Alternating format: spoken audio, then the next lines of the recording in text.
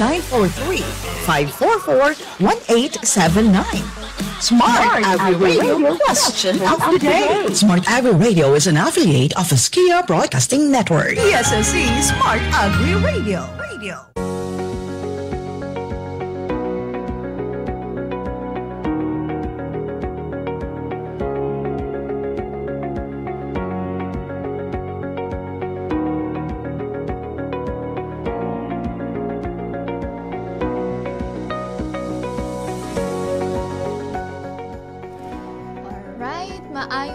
Maayong hapon! Anong bago, mga ka-agrigosyo? Bago ba akong tingog? It's already 2023! So, welcome to 2023. Naatay pa question of the day. Hapit na ko na-mention ang year of karuno, year of 2023. Later, ato ang i-announce no mga ka-agrigosyo ang atong last winner sa ato ang pa-training on air every week sa ato ang of course brought to us by the Coffee for Life project of the SSC. And this afternoon, you're still with me mga ka-agrigosyo. I am Michelle Alcibar po, your agrigosyo program host. We are still on this program, no? Every Wednesday 2 to 2:30 in the afternoon, and still usapang negosyo sa agrikultura. And as we close the usapang kape nato nga ka-agrigosyo, no? Ato ang mga every week pa training on air brought to us by the ato ang ginatawag nga kapihan sa kabarangayan, no? Nag-end ta last week sa gipadangat kanato the last segment of the harvest and post-harvest of coffee. And this time mga ka-agrigosyo, stay tuned gihapon. You are listening to 103.9 DSSC Smart Agri Radio, and naka-live ta mga ka-agrigosyo, no, sa atuang DSSC Smart Agri Radio Facebook page. Pa-comment lang gihapon mga ka-agrigosyo, mga kasar, mga ka-DSSC, sa inyuhang pa-request kung gusto mo mag-request, no, as we face, no, as himamat ta sa pila na ka days. We are now on the 4th day, right? 4th day na ta sa atuang paghimamat sa tuig, bagong tuig 2023. And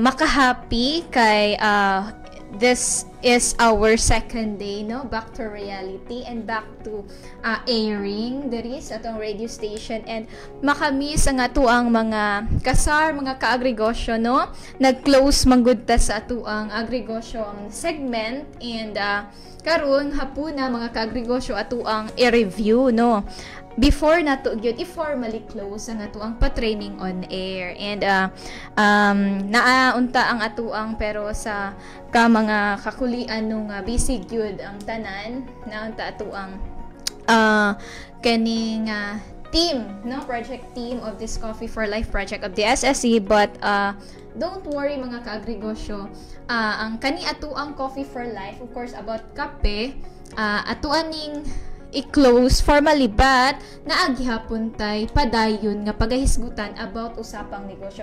Lahi na pud, no, nga kaning mga pwede na to, no, nga ma-incomean. And let's attract mga ka-agrigosyo more money, more income in 2023. Alright?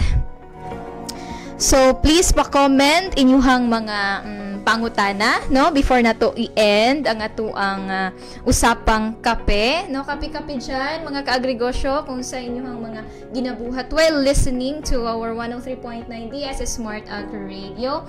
Kape-kape tayo, no, labi na sa atuang panahon karon nga bugnaw kaayo, no, nga atong panahon. Kape. And next week lahi na pud, no, nga kaning crop ang atuang hisgutan nga diin maka-income gihapon ta mga ka-agrigosyo. So mao na ang atuang agrigosyo program. And as we face the new year 2023, padayon gihapon ta diri sa atong programa nga maghisgot ta og maka-income gyud ta, no? Makatabang mas daghan patag ma-incomean, especially sa atong mga coffee farmers sa province of Davao del Sur, no? Magsaysay, Bansalan, Matanaw, Santa Cruz, Sandigo City, labi na sa kapatagan nga daghan kitag mga naminaw diha naabtan sa atong pagsibya sa 103.9 DSS Smart Agri Radio. Our dear listeners, coffee farmers in the province of Davao del Sur, padayon ta sa atuang pagpaminaw, no, pagsuporta sa atuang agriculture program ug uban nga mga program sa atuang DSS Smart Agri Radio. Kay nagahisgot jud kita diri og mga usapang negosyo para sa atuang pagpanguma, no, sa atong nagkadaiyang mga tanong sa atong uma nga diin mas maka-income pag kita, mas mapalambo pag yun nato ang atuang pag-uma. Alright, so sama sa akong gikaingon, no, nga mag-review ta, no, and of course ang atong mga winners di ay, no, natay mga winners sa mga gipadangat nato, no, nga mga trainings on air. So naata every program nato natay winner na nakadawat og kaning pa cell card load of 100 pesos, no? Napay uban nga wala ka claim, we just would like to ask confirmation, pa-text lang po mga kaagrigosyo, no, sa atuang Smart Agri Radio hotline number 0943-544-1879. Katong inyong get text nga kato inyong tubag, no, pa-text for your confirmation para ma-send na to ang load, no, naapay wala naka-claim sa mga load nga cell card po natin. Ayan, so last week mga kaagrigosyo, ang atuang question of the day,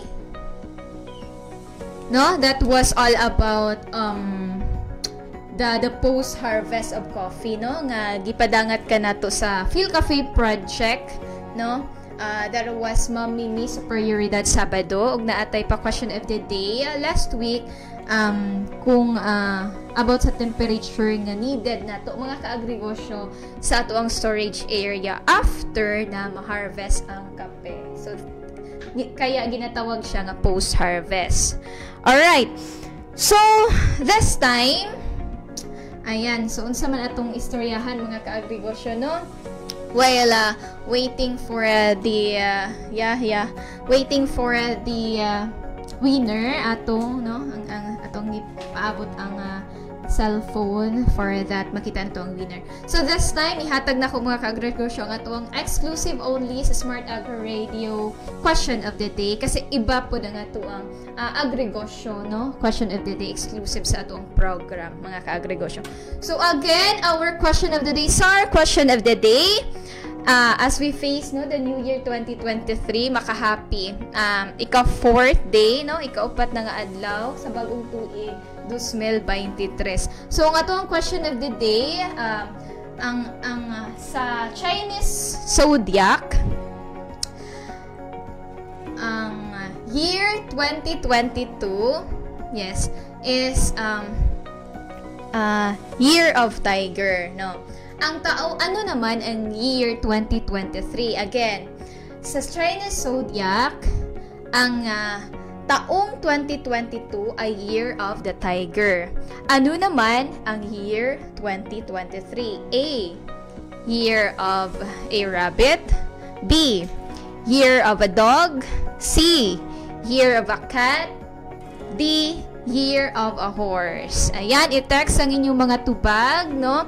Sa pinakauna makatubag, i-text ang inyong tubag. Of course, ayaw kalimti ang inyong pangalan and address, no, sa inyong answer. The correct letter of your answer. I-text lang sa SAR hotline number, sir, 943-544-1879. Akong sabon, sir, 943-544-1879. Para na ay chance sa makadaog og load. Ayan, mga ka-SAR, mga ka-DSSC, mga ka-agrigosyo, and of course, province of Davao del Sur, our dear listeners, no, sa naabtan sa atong pagsibya, no, sa ato ang mga programa diri sa DSS Smart Agri Radio. Alright, so balik ta mga kaagregosyo. Diri sa ato ang programa sa agrigosyo, ang ato ang mga ginahisgutan, mga kaagregosyo, no? We are attracting more income in 2023. So atuan ang i-claim, no, mga kaagregosyo nga sa umaabot na mga adlaw, and let us all make our days in 2023, mga kaagregosyo, no, every day as the best day, no, in this year 2023. Always the best day in the year 2023 in our lives. Ayan, and mag-claim ta og more income, more money, no, especially sa atong pagpanguma, sa ato ang nagkadaiyang mga tanong sa atong mga yuta, kasi we are talking here sa agregosyo program mga usapang negosyo, especially sa atong mga farmers, no, sa agrikultura nga sektor, no, atuan ng palambuon pagyud in this year 2023. O diba? And pa-comment mga kaagregosyo sa inyong mga pangutana, sa inyong mga request, kay mag-play ta og music karon, no, as we sa ni face sa ikaupat nga adlaw sa bag-ong tuig 2023 para atuan ang ma-play, no. We are still celebrating, no, kay fresh pa kaayo ang New Year. Indeed, a happy New Year everyone. And you will be still with me in this programming, no? Makauban gihapon ta ninyo sa kanunay kung walay magbago, no? This new lang gihapon nga season nato. Yeah. This will be new season in our agregosyo program, kay magbag-o na tabay next week, no? Usapang negosyo na pud sa lahi na pud nga crop, no? Aside from coffee. So we are closing our segment, no, sa kape. And of course, we are very thankful to the Coffee for Life project of DSSA for having this pa-training on air, no, the kaning ginatawag nato nga kapihan sa kabaranggayan program, no. Gipadangat kanato of course from the Phil Cafe project, no, gipasiugdahan sa ACDI VOCA funded by USDA, and that is in partnership with the SSC, the Coffee for Life project of the SSC, headed by of course no other than our mother of coffee here in the SSC, Dr. Rochella Caballero. Good afternoon po. And the rest of the project team, Ma'am Pia Cabaribias, no? Salamat kaayo sa inyong pagpaambit, no, ni aning ato ang pa-training on air all about coffee. So daghan kay tag nahisgutan mga kaagregosyo, no, daghan tag nakatunan di ay aning ato ang pagpanguma sa kape, na atay 7 segments na on air, no, nga training. Nagasugod ta sa farm planning, no. Kung na-remember ninyo, balik ta sa inyong mga notes diha mga kaagregosyo. Ang ato ang farm planning na atay na katunan about elevation sa kape, no, duha ang klase nato sa kape. So this is just a sort of review mga kaagregosyo sa katong mga nahitabo nga training on air diri sa ato ang agregosyo program. So elevation, lahi-lahi dayo kinahanglan nga kahabugon, no, ug ang kaubuson lang sa pagtanom sa atong kape, no. Ang atua di ay kaning ginatawag nga Arabica, no, duha man gud ni siya mga kaagregosyo, Arabica ug Robusta. So ang atua di ang Arabica coffee, nagkinahanglan di siya, no, ug ang nakadaog ani we have Ma'am Leia Nota from Malalag, no, kana atong pa-question of the day kung pila ang elevation nga kinahanglan sa Arabica coffee, o diba? So na ay nakatubag nga 800 meters above sea level, and lahi pud ang kinahanglan nga kahabugon, no, elevation sa atong Robusta. Mas ubos ang kinahanglan nga elevation nga dito dapat ato itanom, no, ang ato ang Robusta, o diba? Ayan. So, and after that segment 1, nahisgutan po na to ang kani ato ang ginatawag nga land preparation and coffee planting mga kaagregosyo. So, pag human na to og plano, of course, sa tanan man ginatong buhaton, no, sa atong nagkadayang sektor sa kinabuhi, magsugod siya tag planning mga kaagregosyo. So, the same with kung sa atong pagpanguma sa kape, farm planning gyud ang sugod before ta magtanom. Tan-aw na to unsa pay mga kinahanglan i-consider para kanang makalikay ta og mga kakulian sa ato ang pagpanguma sa kape. So, sa coffee planting po di ay naadi ay kaning tan-awunon mga kaagrigosyo no nga kanang ginatawag nga recommended planting distance karon sa pagtanom sa ato ang kape. So, naatoy lahi pod sa Robusta ug sa Arabica. Makita na to karon kung pila ka coffee seedlings mga kaagrigosyo ang matanom nato sa isa ka hektarya, pila ka hektarya ang atong yuta. So, ang atuang Robusta di ay mga kaagrigosyo no, a sort of review, balikan na to atong mga notes diha mga kaagrigosyo, na atay recommended planting distance nga 3 by 4 meters no. So ana di ay og gamay lang siya kay dako man siya ang planting distance, gamay lang siya nga masulod sa isa ka hektarya, more or less 800 no ka coffee seedlings no. Ug ang atuang Arabica, so daghan-daghan na siya masulod, na amantay ginatawag nga short varieties no sa atuang Arabica o kaning tall varieties. So daghan-daghan na siya masulod kay mas dako siya ana nga area no, recommended planting distance. Alright, so another after sa coffee planting no nga segment, nahisgutan nato sa segment 4 ang ang ginatawag mga kaagrigosyo nga integrated nutrient management. So dito nato nakatunan ang mga fertilizer application no. Pila ka bulan karon dapat mag-apply og fertilizer sa tuang kapehan. So naa di ay quarterly no, in the first 2 years di ay sa atuang pagpanguma sa kape mga kaagrigosyo dapat mag-apply ta og fertilizer quarterly basis no. And in the 3rd year mo na tong atuang every 4 months na siya nato i-apply ang atuang fertilizer sa kape. Alright, so ayan, and the IPM no, akong gina-mention nga IPM, the Integrated Pest and Diseases Management, nahisgutan pud na og na ato pong nahibaluan nga daghang klase di ay no mga kaagrigosyo, kauban na siya sa ato ang pruning and rejuvenation no nga mga pamaagi para malikayan nato ng mga diseases no sa ato ang pagpanguma sa kape. So mga peste, mga sakit-sakit sa kape. So daghag pamaagi sa pruning di ay no, isa tong atong ginatawag nga capping mga kaagrigosyo, na remember nito, balikan na to atong mga notes. Ayan. So ang kadtong pamaagi no, atong balikan na review ang mga highlights no sa atuang per segment sa training on air. Kadto atuang pamaagi sa pagpruning mga kaagrigosyo nga tanggalon ang taas nga bahin sa punuan sa kape. Punuan sa kape or kana atong ginatawag nga apical buds. So muuday na atong ginatawag nga capping. Alright?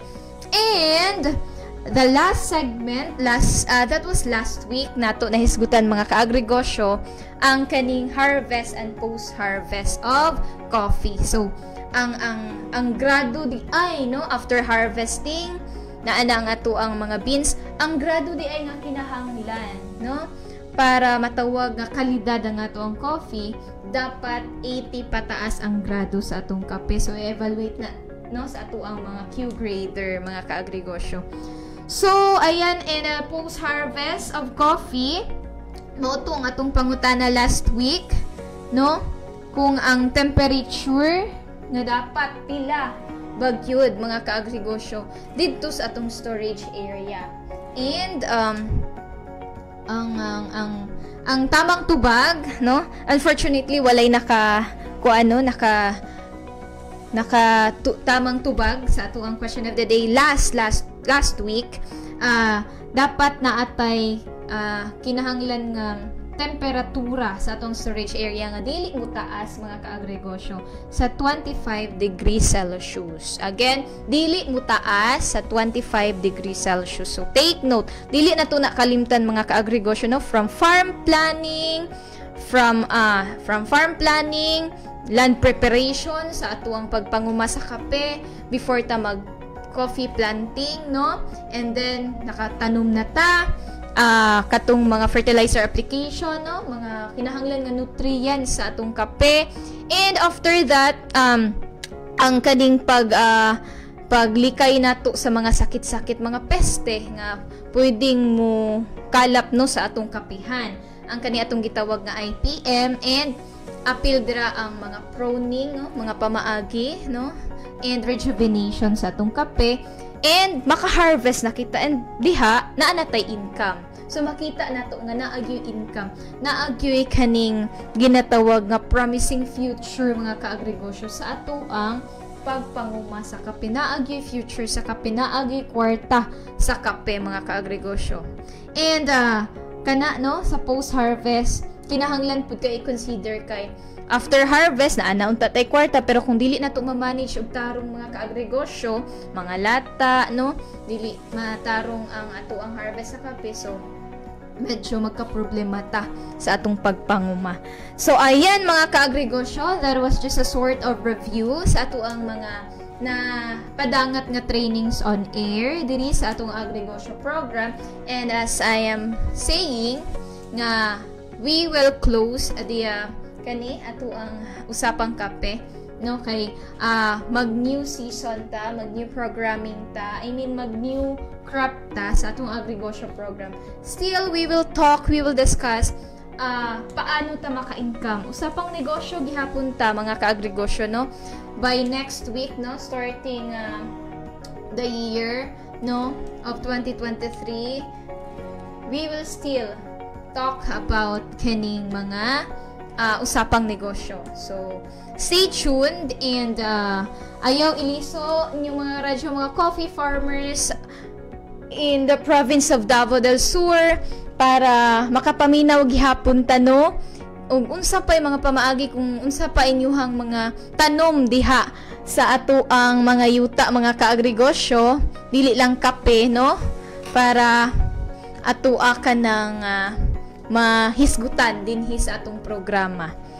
Alright, so time check is already 2:30 in the afternoon, and ang ato ang agrigosyo program mga ka-agrigosyo, don't forget every Wednesday 2 to 2:30 in the afternoon, para mapaminaw nato, no, ng ato ang mga nagkadaiyang pamaagi para maka-income ta sa atong pagpanguma. Alright, so this time mga ka-agrigosyo, ang ato ang question of the day, ato ang paminawon.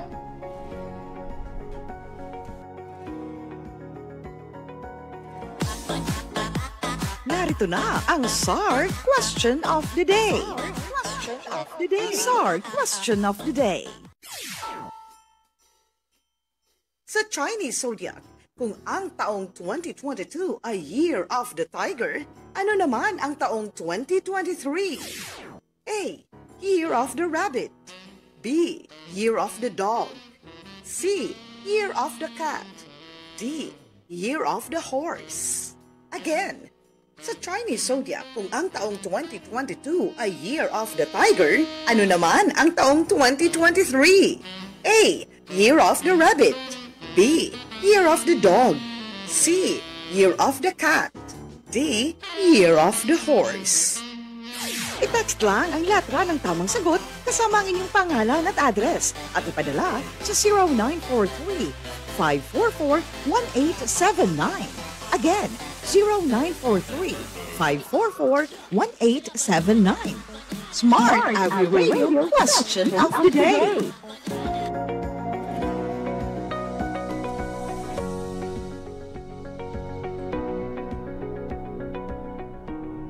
Alright, so ang atong question of the day, no, SAR exclusive sa atong Smart Agri Radio question of the day. Don't forget nga i-text lang gyud siya, dili pwedeng ato ang mabasa sa comment section, no, kay naka-live ka karon sa DSS Smart Agri Radio Facebook page. Pa-comment lang kung naamoy mga pa-request nga songs and mga pangutana diri about sa atong agriculture program. So ang atong SAR question of the day, don't forget to text sa 0943-544-1879. Again, 0943-544-1879.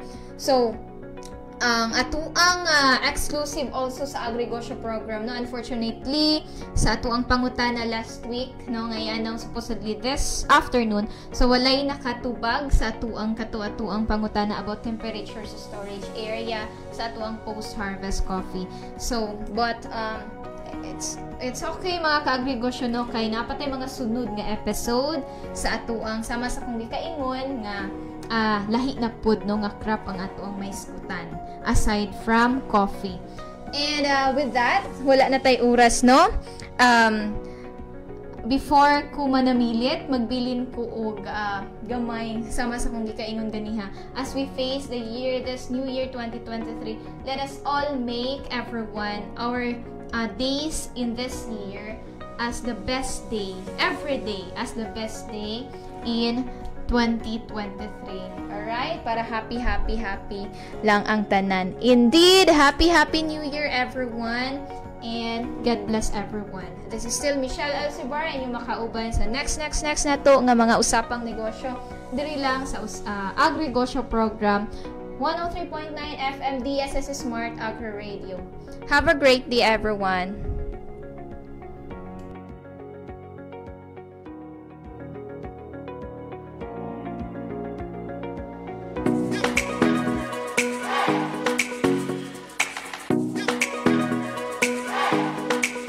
Edukasyon og